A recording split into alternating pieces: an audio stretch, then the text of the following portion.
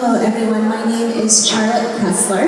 I am delighted to be with you today. I am the Director of Formation for the Episcopal Diocese of San Diego, and I was invited to join with you today to talk about something that is near and dear to my heart, and that is the idea of a Prayground. Not a playground, but a Prayground, which is a space that is designed within a church for children and their families to be fully included in the worship in a way that is developmentally appropriate for the children.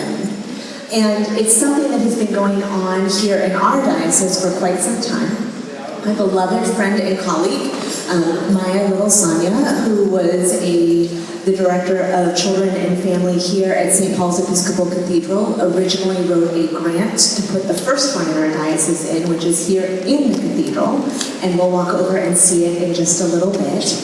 But now we have 9 within our diocese, and they are varied in the way that they are organized and the ways that they are engaged with in each worship setting. So,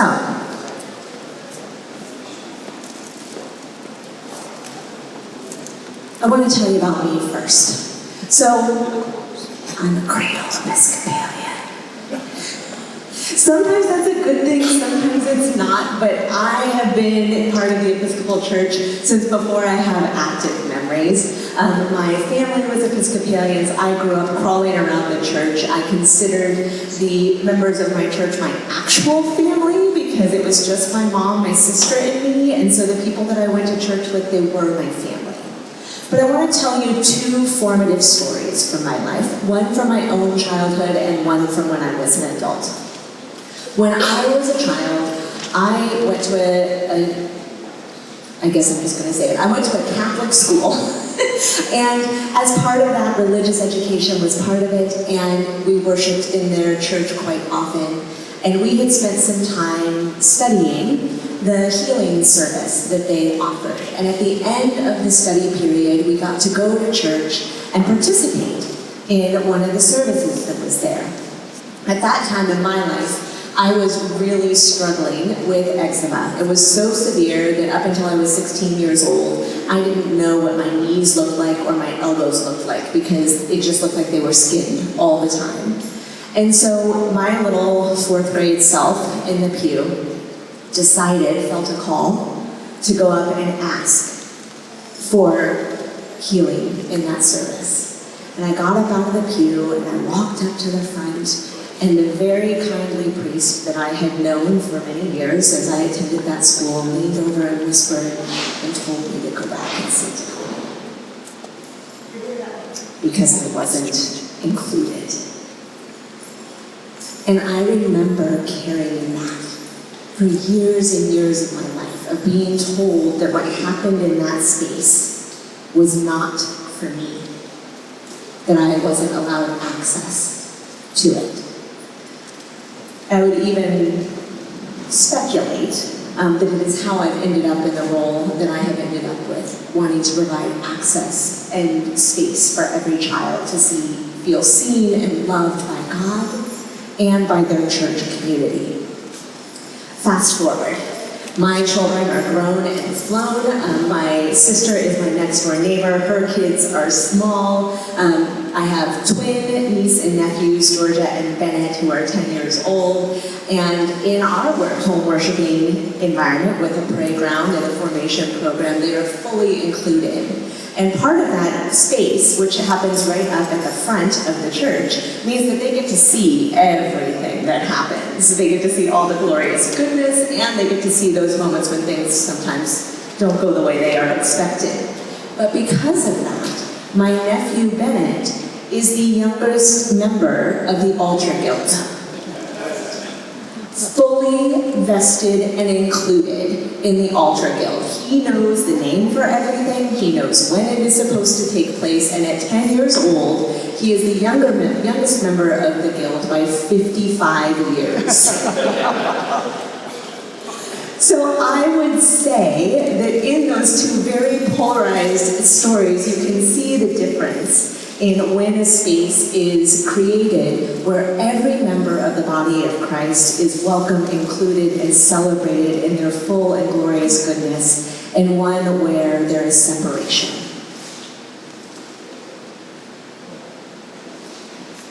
So what is a playground? A playground is a soft space, ideally in the front of the church. Not all of them happen to be like that. I wonder what Jesus was longing for when he said this. I wonder what he was thinking about the people that he was with in the space. And I wonder, as you consider, what it would be like for children to be fully included and invested in your worship, what you're longing for. Something to think about.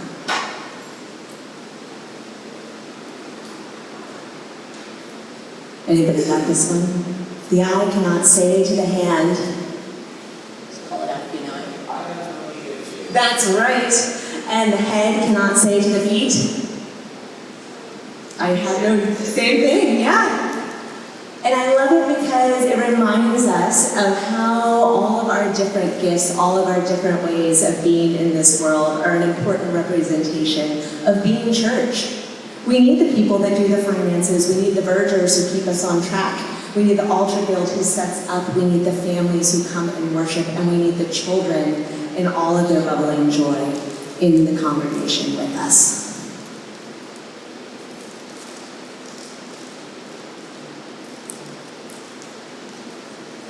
And then it takes us to the Eucharist. Because there is one bread, we who are one body, for we all partake in one bread.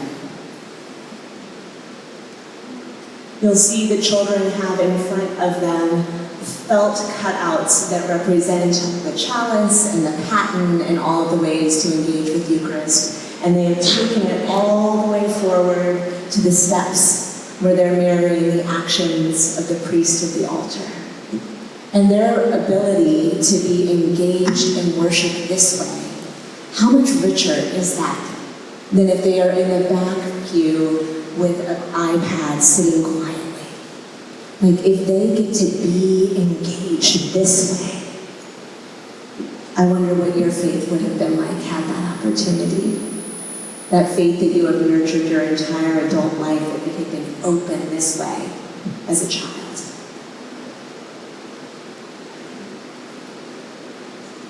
And as it says there, liturgy is formation. They don't have to understand everything that is happening in order to be formed. Being in the space and present to it is often enough. And then, as we know, and any of you as vergers have been at a lot of different baptisms, my favorite part, well, not my very favorite part, but one of my favorite parts in a baptism is that point when we say to the entire congregation, will you who witness these vows do all in your power to support these persons in their life in Christ. And I'm sure you've been there before when occasionally the congregation says, we will. And then the priest says, excuse me, I didn't hear you. And then the whole congregation with resounding abandon yells out to the people, the godparents and the parents and the children, the we will. That means that you have been fully accepted and incorporated into the body of Christ. And that commitment doesn't stop that day. That we will, it echoes through all of the time, every single time we walk through the church doors. It echoes for each of us as well as it echoes for the children. So how do you do it? I'm a practical person. Logistics are my love language. And in order to create space for a playground within your congregation, the number one important thing is how you communicate about it in order to create buy-in.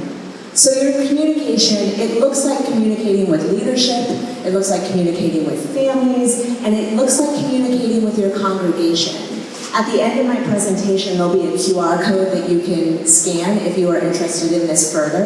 And in addition to the PowerPoint, it also has what to expect from children in church developmentally according to age. And that's not necessarily like they may cry sometimes, but it talks about which elements of the liturgy they can engage with as they grow up, to help parents understand how to support them in their faith formation. but it also has tools that you can share with your congregation about how they can support the children in their congregation. Because we don't necessarily want to have a bunch of shushers happening, but we do want them to find ways to engage and support children in that space, right? The same way we don't want them running up and down the aisle at 90 miles an hour, we do want loving presence that can help them be connected and engaged with the service.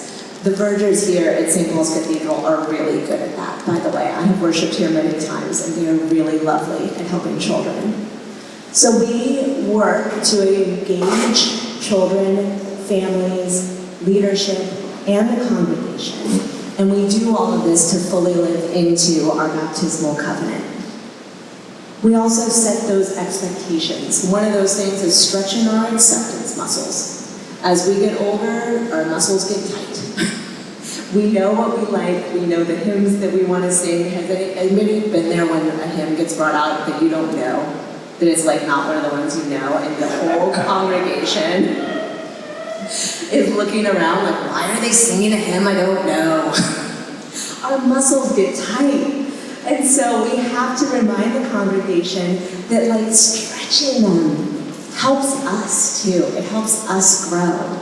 And it also gives us that opportunity to see families, because sometimes getting out the door to church is the hardest thing that they do in a week.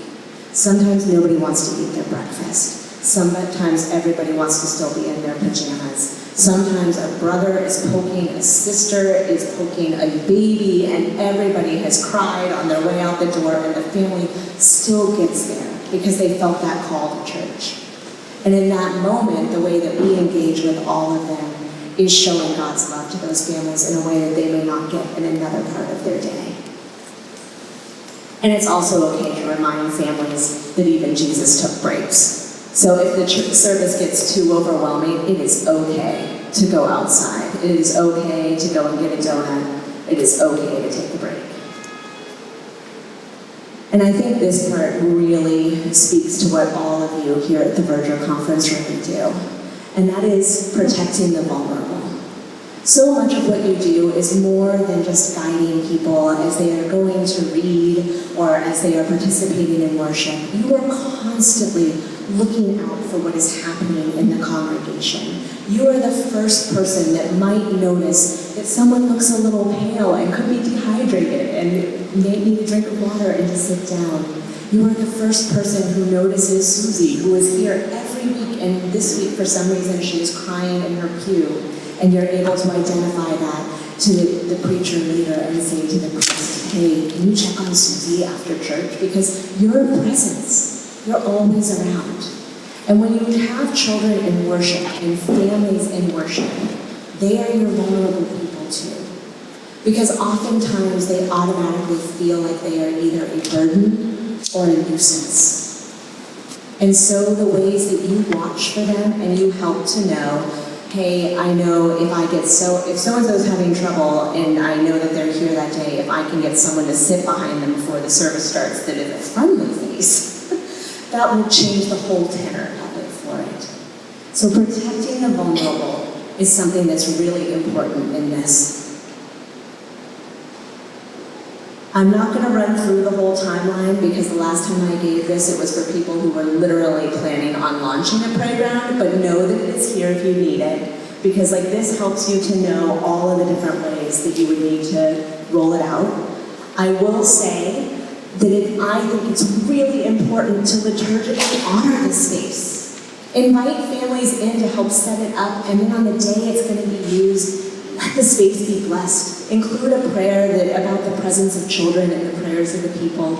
Invite people to continue to care for the space and engage with the space. I was speaking with someone earlier who was telling me that she loves to be in there and making sure everything is clean and organized and ready for the week ahead. And that's part of her ministry, is making sure that space is ready for everybody.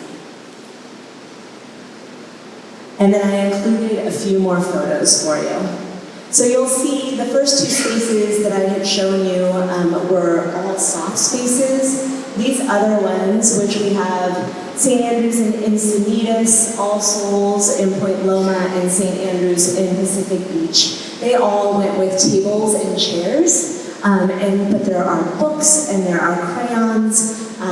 The one on the right, which is St. Andrews PD, the children go out for Children's Chapel and come in halfway through the service, and this is their space for the Eucharistic prayer and to engage. In all of these spaces, you can't tell as much from the one on the left, but in all of them, the Prayground is right up at the front where the altar is within sight and within reach of the children to help them be engaged. And I just want to say to you, this has been transformational for every congregation that I have seen put one in. It has changed the way their families engage and participate. It has helped children identify ministry roles that they never would have considered for themselves. And it has given parents space to invite friends to come with them because they knew that the space that they were going into, the expectations and the engagement were developmentally appropriate. So I'm wondering, we're going to go over in just a minute to the church so that you can see the one here. But I think before we go, I'd love to open it up to questions. What things are you wondering about? What do you want to know that I could talk about? I'll get this one, please. You get this. Now, there's more room in the back. Where baptism font is. Should I have this one? So it's not a bad spot. The reason why we encourage the front is because, especially the little kids are so little that when they're in the back, they can't see as well what's happening up front. I would say if you were going to put it in the back, that getting a practice of one of your formation people that would bring them forward so that at the Eucharistic prayer they can watch what happens at the altar would be the perfect way to do that.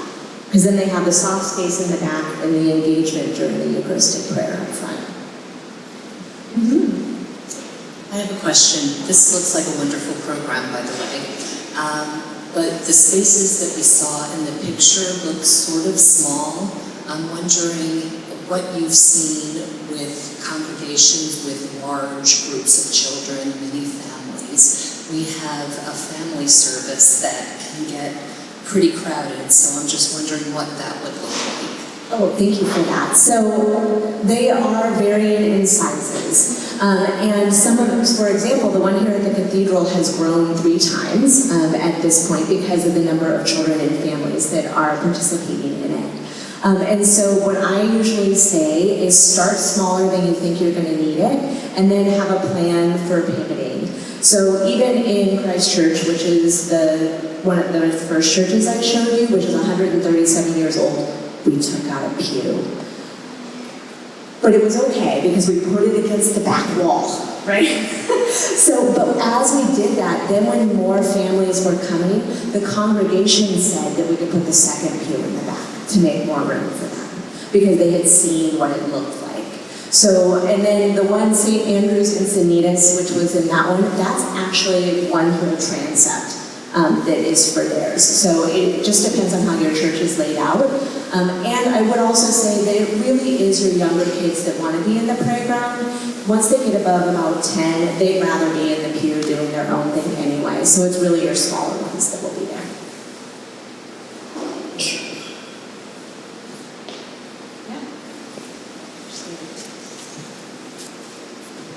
You talked a lot about the space, but what actually happens in the space? What are people doing? The formation people, the parents. What are they doing? What are the kids doing? Varies. So some playgrounds are super structured.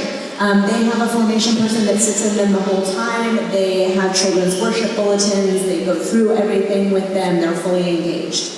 Some playgrounds operate just as a soft space for parents to be able to sit with their families so that they aren't distracted the whole time trying to find something for the kids to do or keep them from coloring in the BCP. Instead, they have age-appropriate materials for coloring and blocks for building, things for them to do.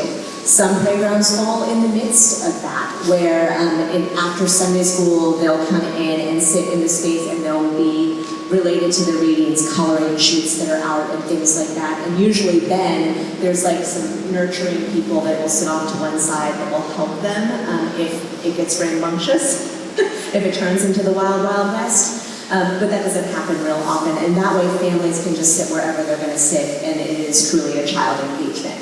That works better in congregations where the children are out for part of the service for Sunday school, and then they're just coming in for part of the service. But it's really specific to your own formation people to be in conversation with your families and your congregation about how it would work best for them.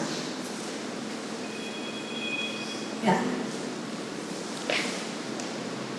Are there resources in the packet for like coaching clergy through this to release all of their worries and tensions about noise and all that? Yes.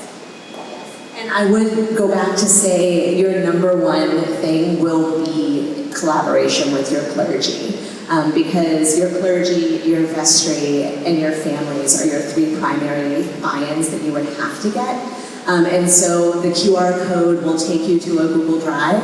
And it is my presentation, it is the developmental thing, it is also resources, it is everything you could think you want.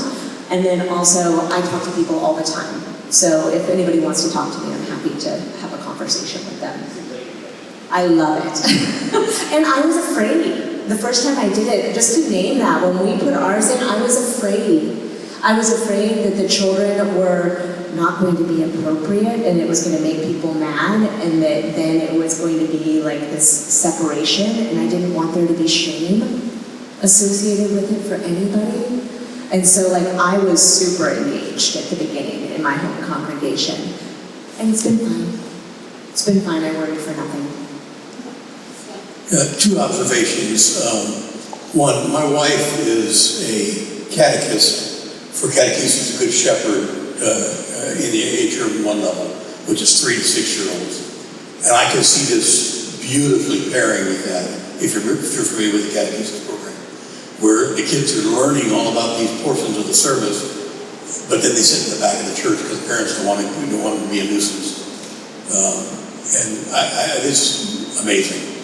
The other comment I wanted to make, I'm the son of an Episcopal priest, and my father used to tell parents all the time, when your kids act up in church, you're the only one that it bothers. And that when no matter how much you tell your children to behave in church, when God tells them to wiggle, they're gonna wiggle. God put the wiggle in children. Agreed. Thank you. Any other questions? Anybody want to go on a field trip? Yeah? All right. Wait, hold on just a sec, Charlette. Okay. There's an organ concert that's going on that Okay. should be over in like 5 minutes. Okay.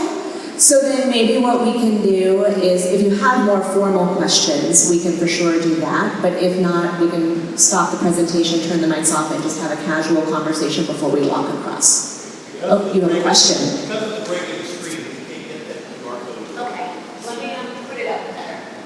This is more of a comment, I think. Yeah. We put in a space, took out a pew in the front, and that 2 months ago, and it's amazing the number of families that are showing up more regularly.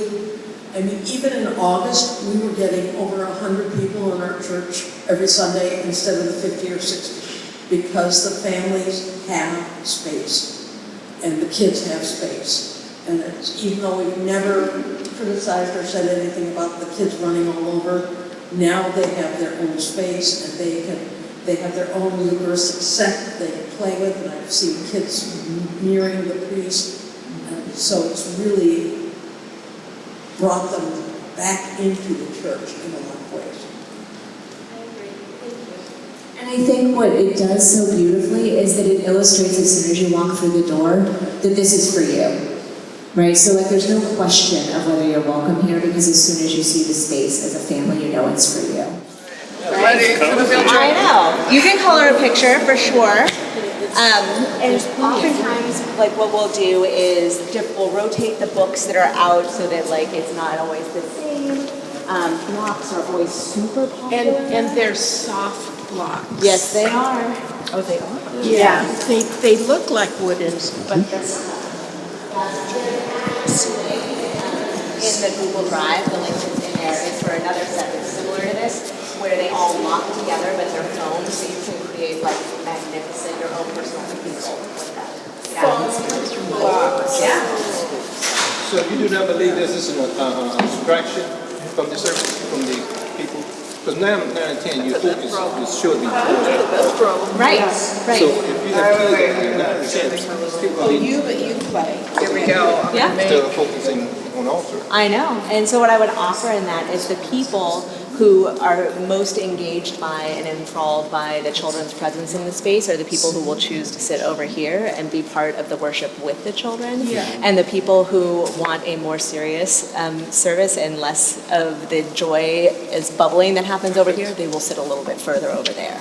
But what normally happens is all these seats here are their families. Parents. So the people that are here as the children are engaging are the people that are responsible for the Well, children. you'd be surprised, how folks would come in. Yeah. First thing people do is see who's coming in. Uh-huh. So that would be the same thing here, but the focus should be on the altar. But it's not a distraction.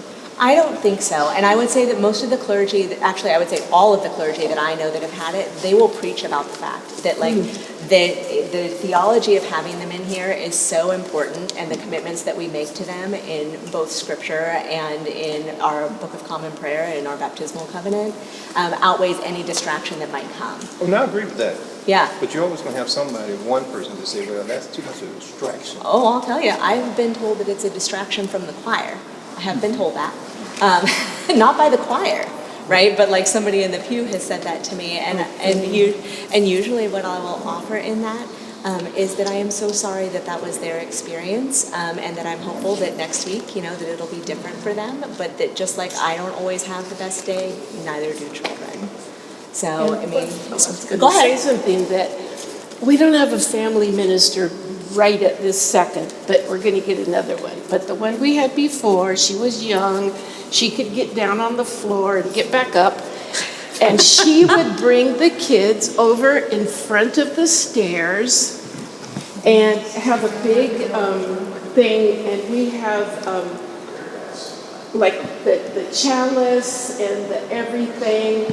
And so the kids, they would sit right there and they, hold up the little cardboard host, but that needs somebody to do it. And then it's to me not a like a distraction. special service. Yeah. No, to it do was that. every. Oh no, it's Well, every week. Well, for a small congregation, Yeah. to get a priest to do that, most of the time, they are more concentrated on that. Oh, So that's you- not the priest. That is not the priest. No, it's just it a was formation person. Yeah, Oh, okay. yes. Right. Yeah. The Sunday school teacher, but we don't say that anymore. No, there's different Right. people, different Yeah. But yeah, so I would. And, excuse me, we have an infant toddler room. This says, need a break? Our infant toddler room is available for parents who feel that their children need a little time in a quieter place. So now we have a woman that was taking care of the babies and the little kids. Before we had this, we have a nursery, and it's, God, you should go show that. It's beautiful. So either the person that is in charge that we hire, she'll be over there, or the parents can take their kid out and go in there, and it's usually the itty bitties. And they stream the service in there too, so the parents can see what's going on. Thank you. See, it's not roped off either. So if they have the urge to go here, then what? So I will say that as we model engagement in the service, that does not usually happen. Because like in most playgrounds, the way that they are being engaged in this space, they understand that this is their way of worshiping. So it is not normal for that to happen, that they will rush the altar. That No. said, I have seen at a congregation a toddler who really liked to be at the altar, and I have seen the priest just be like, stand right here. And that child maybe is already feeling their call, because just about every service goes right up there and stands right next to the priest during the whole Eucharistic prayer. Always, you do have to balance it out. Yeah, totally. You have to balance it. Well, and I have to say that I'm a member of the choir as well, and my son, when he's here, and he sees me up there singing, sometimes he'll go up, and I was mortified. I was like, oh my gosh, here comes my kid. What am I going to do? And then Dean Penny Bridges, our head, pastor here, she just said, let him come up. He can stand with you while you sing.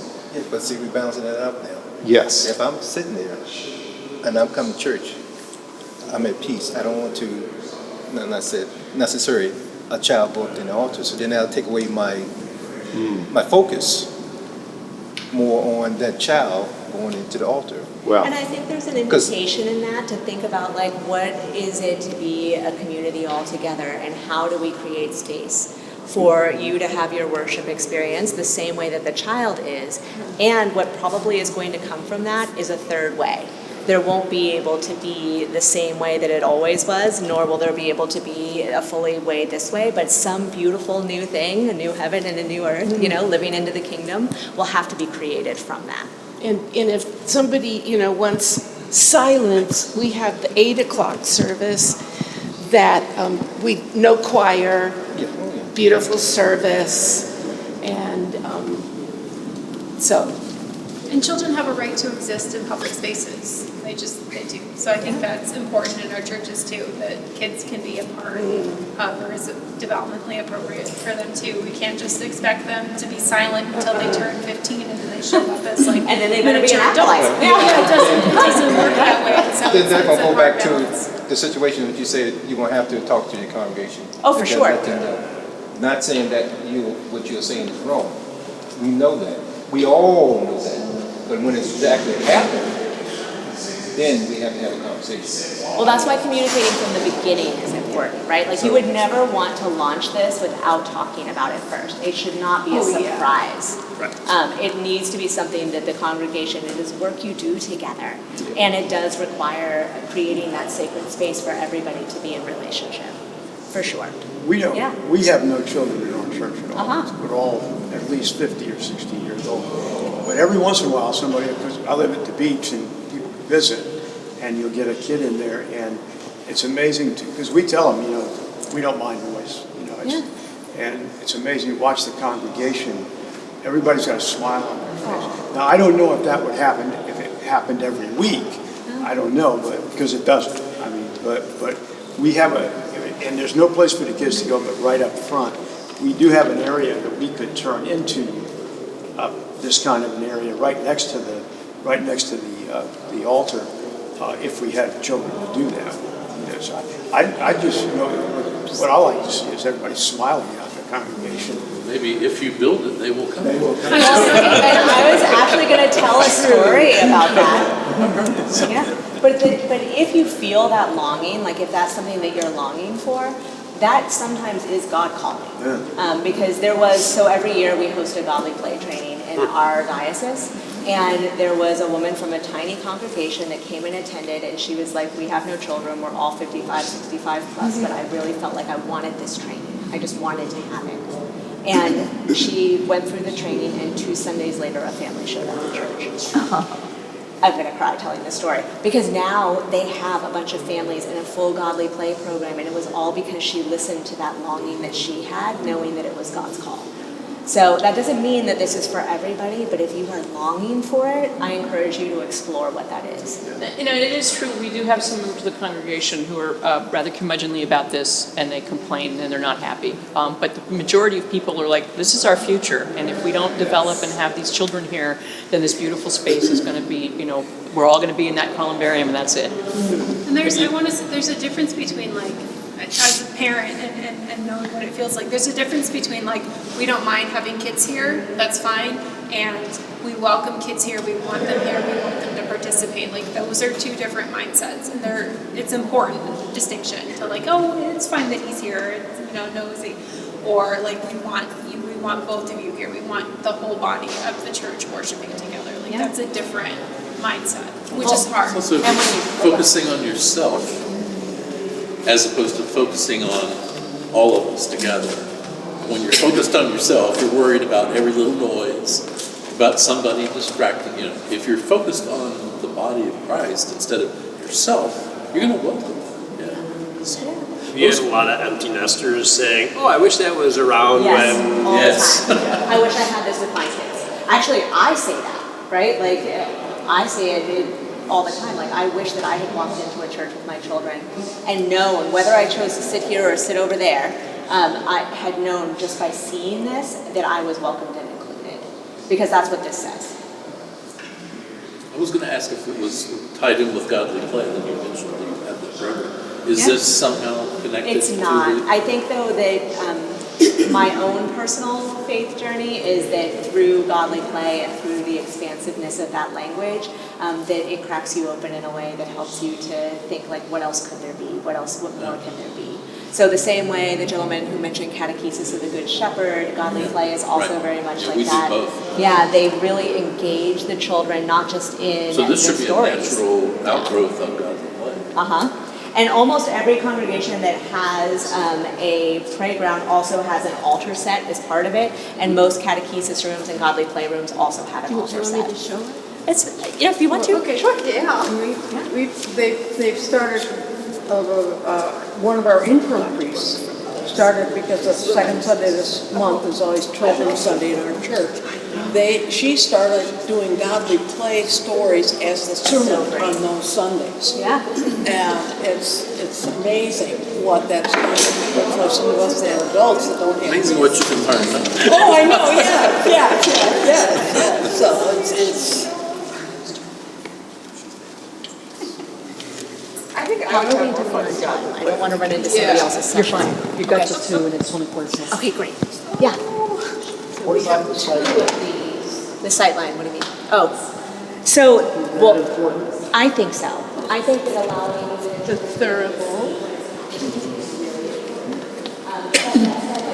Candles. then I would encourage part of that process to be like, yes, I've created a soft space for the children here, and during the Eucharist we go up to the front. The same way priests would invite the children to come to see the baptism, like just create a culture of making sure that in those formative pieces of the service, the children are invited into them. So the pews in the back, I'm familiar with Christ Church. Yeah. Oh, the pew is in the front at Christ Church.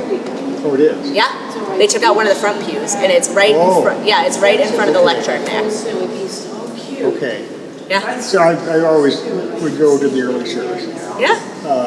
At Christ Church Coronado? Yeah. Okay. Yeah. Yeah. Oh, that's. They have them folded in half as they try and break down. Yeah. Okay. Cross. Another chalice. What's this?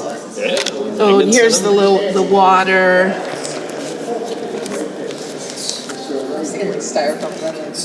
Yeah, and then there's also a big piece of felt that